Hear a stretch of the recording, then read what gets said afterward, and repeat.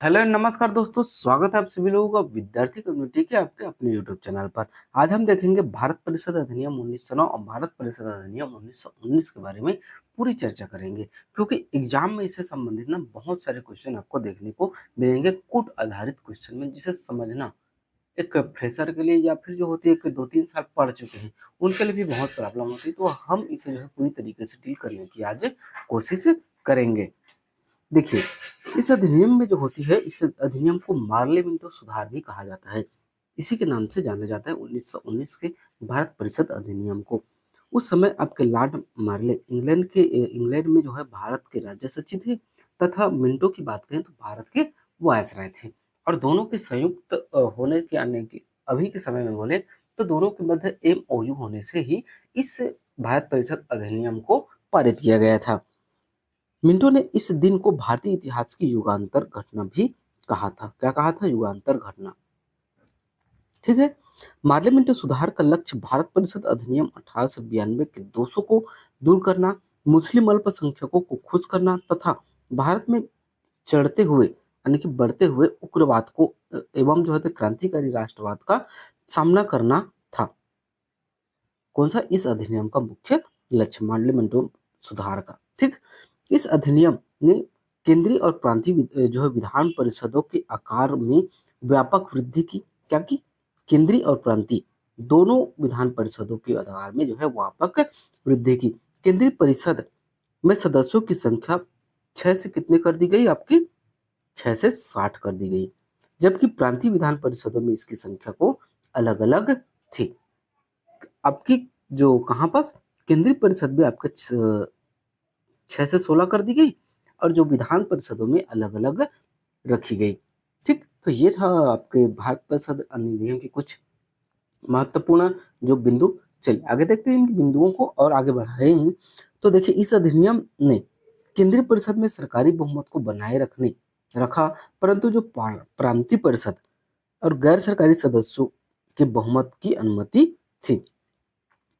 इसने दोनों स्तरों पर विधान परिषदों के चर्चा कार्यों की परिधि को बढ़ाया। किसको बढ़ाया? चर्चा जो होती है कार्यों को परिधि को बढ़ाया। और पूरक प्रश्न पूछना, बजट पर संकल्प रखना आदि ये प्रमुख इनके प्रावधान थे। इस अधिनियम के अंतर्गत पहली बार किसी भारतीय का वायसराय और गवर्नर की कार्यकारी परिषद के साथ एसोसिएशन बनाने का प्रावधान किया गया। सत्येंद्र प्रसाद सिन्हा वायसराय की कार्यपालिका परिषद के प्रथम भारतीय सदस्य बने। उन्हें जो है विधि सदस्य बनाया गया। क्या बनाया गया? आपका विधि सदस्य बनाया गया। चलिए आगे बढ़ते हैं। भारत परिषद अधिनियम 1919 के अन्य प्रावधानों पर चर्चा करें तो इस अधिनियम के द्वारा भारत में प्रादेशिक चुनाव हेतु व्यवसायिक सांप्रदायिक प्रतिनिधित्व प्रणाली को अपनाया गया।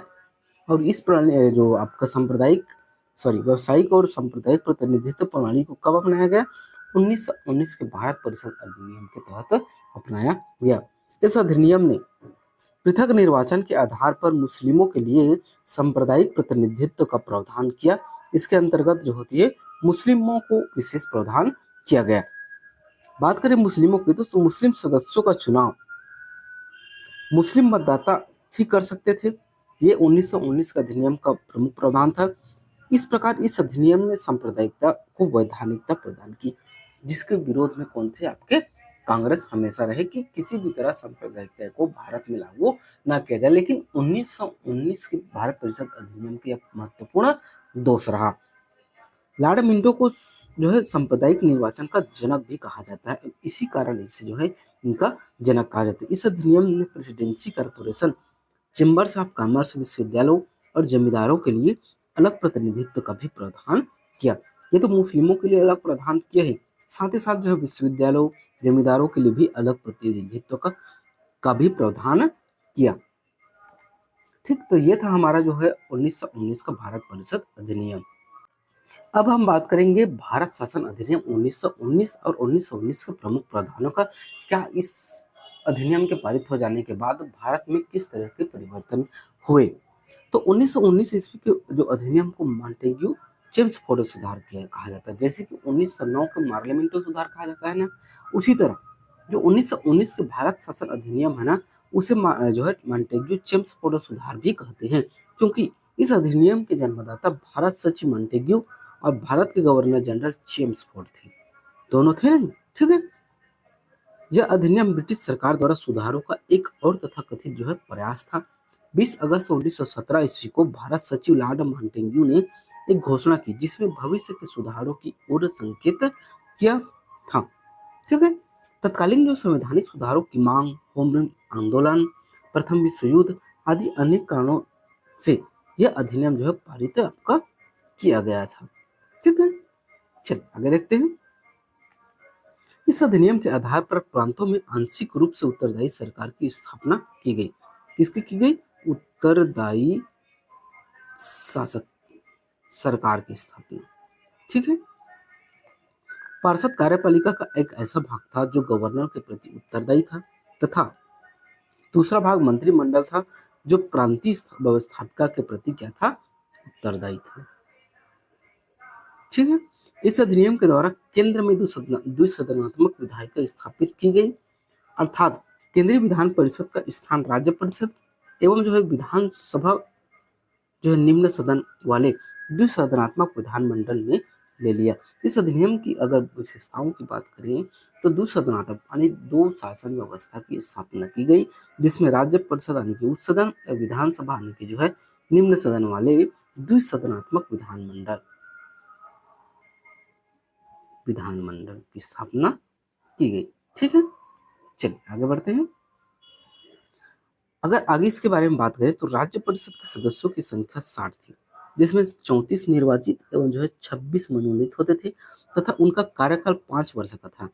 केंद्रीय विधानसभा में 144 सदस्य थे, जिसमें 104 निर्वाचित एवं जो है 40 मनोनीत होते थे। उनका कार्यकाल जो है 3 वर्ष का था। दोनों की शक्तियां जो है समान थी, किंतु बजट पर स्वीकृति प्रदान करने का जो अधिकार था वो केवल विधानसभा को ही यह शक्ति जो है वो प्राप्त थी, ठीक। चलिए आगे देखते हैं। केंद्रीय और प्रांतीय विषयों की सूची की पहचान करके उन्हें पृथक कर राज्य पर केंद्रीय नियंत्रण जो है कम किया गया। केंद्रीय और प्रांतीय विधान परिषदों की को जो होती है अपनी अपनी सूचियों पर विधि बनाने का अधिकार दिया गया। सबसे पहले तो इसमें जो होते केंद्रीय और प्रांतीय विषयों की सूची की पहचान कर उसे पृथक कर राज्य पर केंद्रीय नियंत्रण कम किया गया और केंद्रीय और प्रांतीय विधान परिषदों को अपनी सूचियों पर जो है विधि बनाने का अधिकार प्रदान किया गया। 1919 के एक्ट की मुख्य विशेषता यह थी इसमें द्वैध शासन प्रणाली की स्थापना की। इसके लिए जो होती है केंद्रीय और प्रांतीय कौन से केंद्रीय और प्रांतीय विषयों को पृथक किया गया और इसके पश्चात आपके प्रांतीय विषय को पुनः दो भागों में बांटा गया। कौन से? एक जो होती है आरक्षित विषय, एक जो होती है हस्तांतरित विषय। आरक्षित विषय के अंतर्गत राजस्व, न्याय, वित्त और जो है पुलिस आता था। वही जो हस्तांतरित विषय के अंतर्गत स्थानीय स्वशासन, शिक्षा, कृषि, स्वास्थ्य ये सभी आते थे।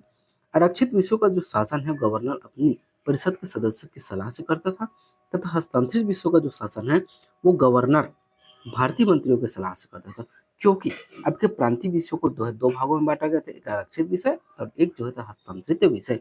तो दोनों पर जो होती है वो गवर्नर अलग अलग लोगों की सलाह से शासन करता था।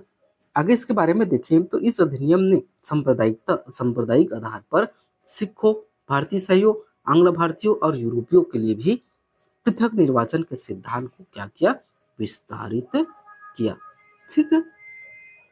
इस अधिनियम ने एक लोक सेवा आयोग के गठन का प्रावधान किया।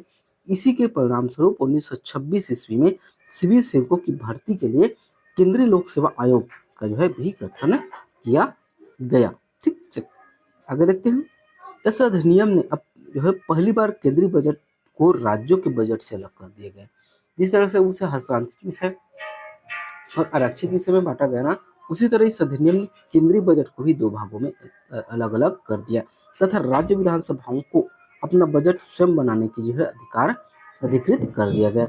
इसके अंतर्गत एक संवैधानिक आयोग के गठन का प्रावधान किया गया, जिसका कार्य अधिनियम लागू होने के 10 वर्षों बाद जो है अपनी रिपोर्ट जांच करना था, ठीक है। आगे इसके बारे में देखिए तो नवंबर 1927 से ब्रिटिश सरकार द्वारा सर जॉन साइमन के नेतृत्व में 7 सदस्यीय वैधानिक आयोग का गठन किया गया, जिसका कार्य भारत शासन अधिनियम 1919 के क्रियान्वयन की जांच करना था। इस आयोग के सभी सदस्य अंग्रेज थे।